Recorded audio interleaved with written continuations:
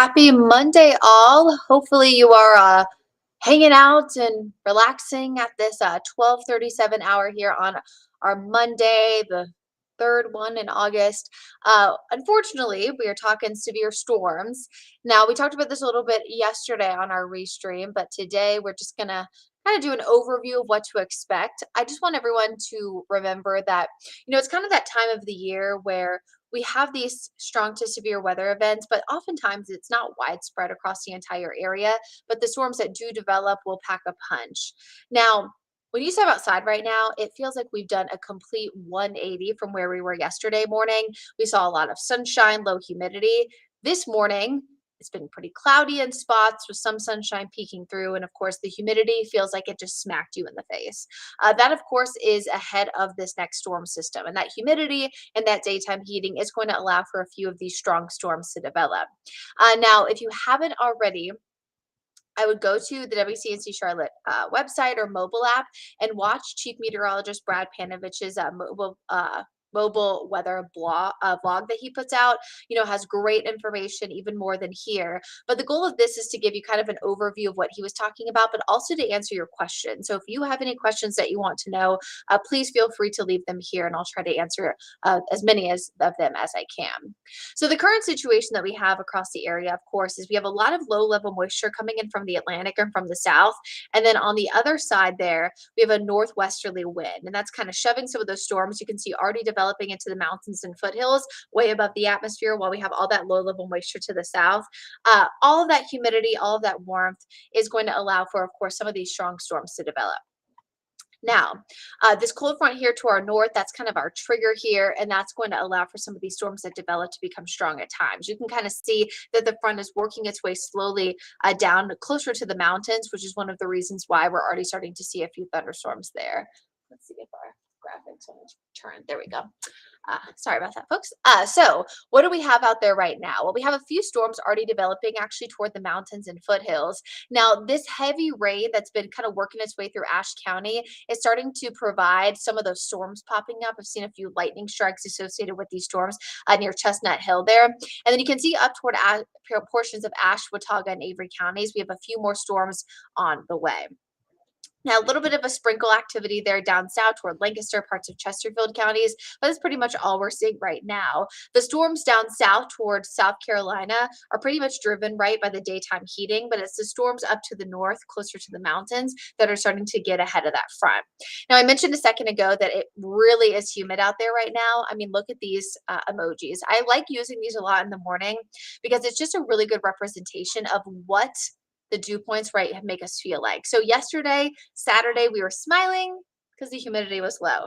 Right now, you can see kind of that shocked face, some what I call meth faces you can see over toward Asheville. It's just because it's so humid outside, right? It kind of smacked you in the face, hit you like a brick wall, what we call air you can wear. Now, that humidity, of course, not only makes us feel bad, but it allows for a lot of that moisture to kind of hang in the air. And that has an impact on the wind gusts we'll see later on today. I'll talk a little bit more about that in a second.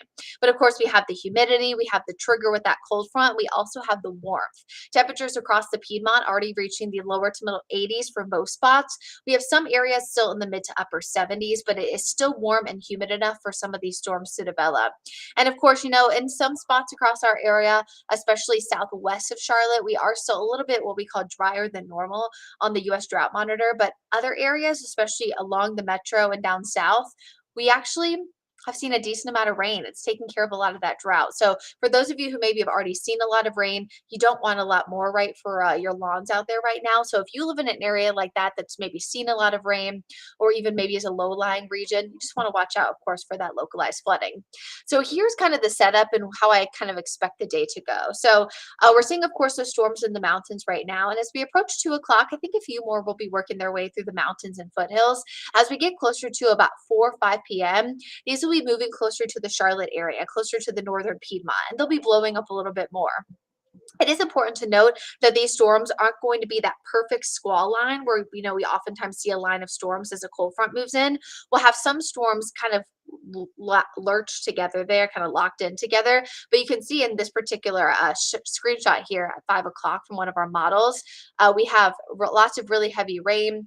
And of course, that's down toward Lancaster County, over toward Union and Anson County. And then you can see kind of that line of storms there over toward Lincoln County, southern Iredell, and Rowan County. So it's not just going to be those storms with the line, it's going to be those that develop ahead of it as well.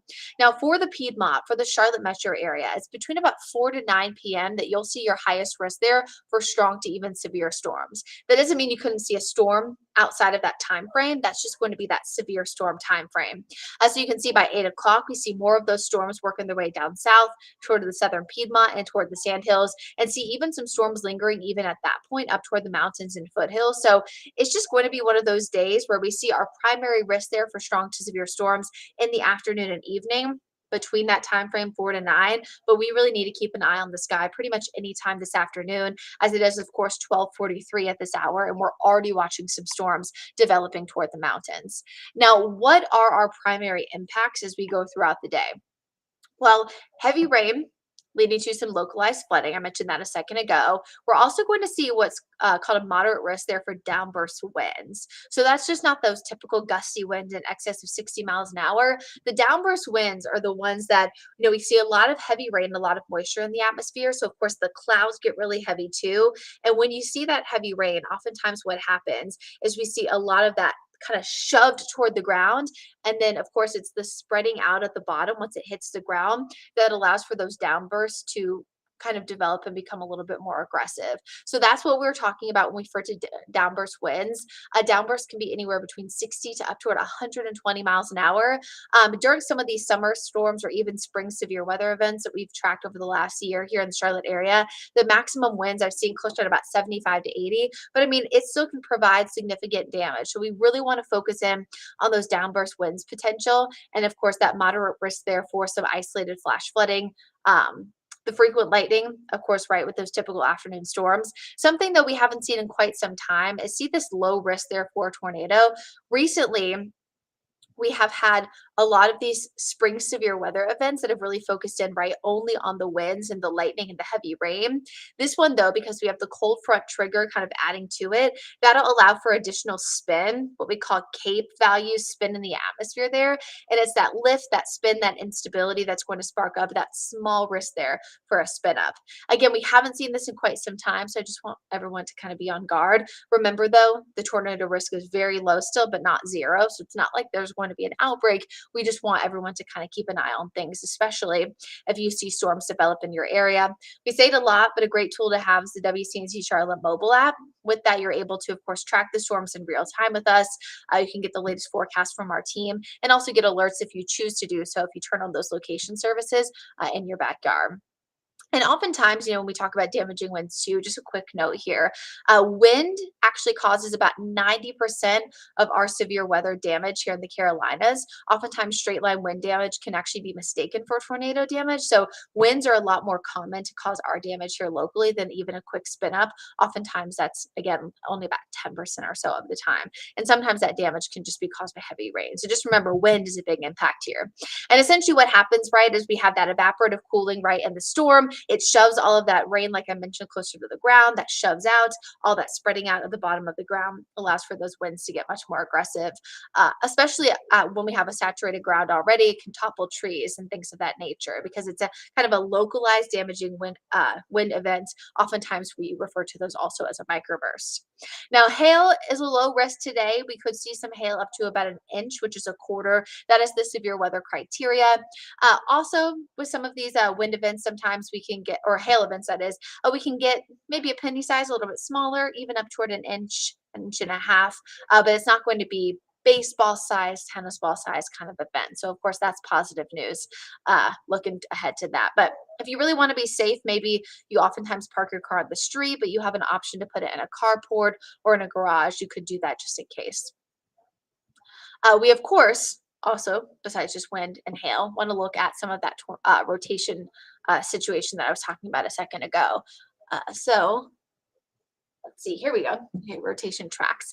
So the thing about the rotation later on today is it does look like this is primarily going to be after 5 p.m. So mostly toward the Charlotte metro area and southeast. You can see over parts here of Anson County, Union County, and even down toward parts of Richmond County and Chesterfield counties. So this risk is especially high there toward the southern half there.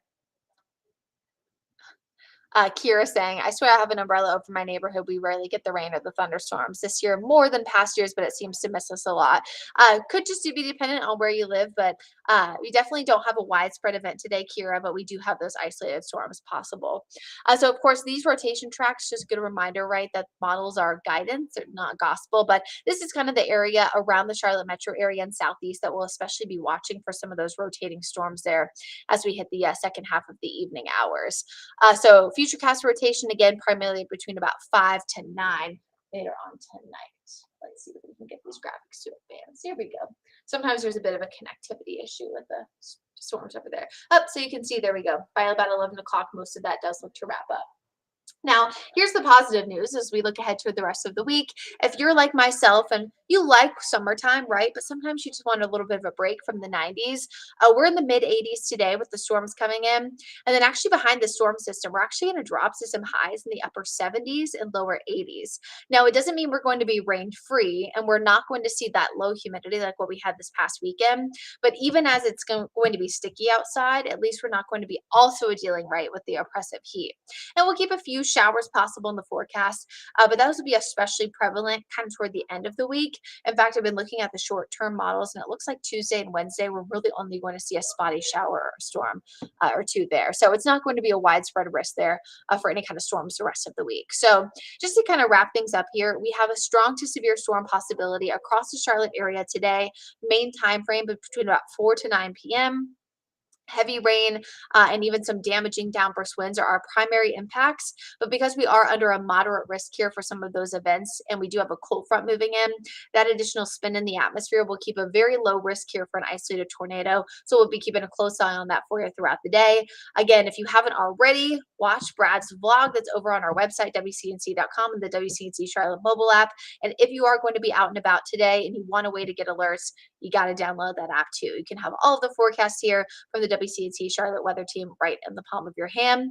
I hope everybody stays safe, has a happy and healthy Monday. And of course, like always, we'll get through it. And the rest of the week does look to be much better weather-wise. Hope you all have a wonderful rest of your Monday. And I'll see you tomorrow morning on Wake Up Charlotte right here, starting at 4:30 in the morning. Have a great one.